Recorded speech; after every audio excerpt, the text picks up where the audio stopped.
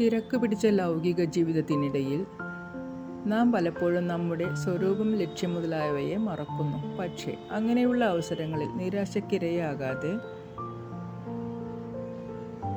നമ്മിലെ അജ്ഞാനത്തിനും നാം ഒരിക്കലും അടിമയാകരുത്.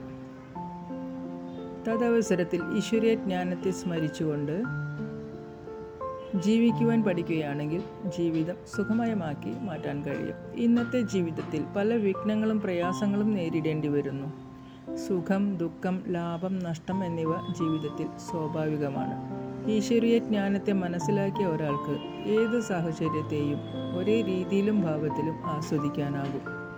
ഒരു ചന്ദനത്തിരി സ്വയം കത്തിയമരുമ്പോൾ ആ മുറി മുഴുവൻ മണം പരത്തുന്ന പോലെ യോഗാഗ്നിയിൽ തന്നെ തപിപ്പിക്കുന്ന വ്യക്തിയിൽ ഉണ്ടാകുന്ന പരിവർത്തനം സാമൂഹിക പരിവർത്തനത്തിനും കാരണമായി തീരുന്നു.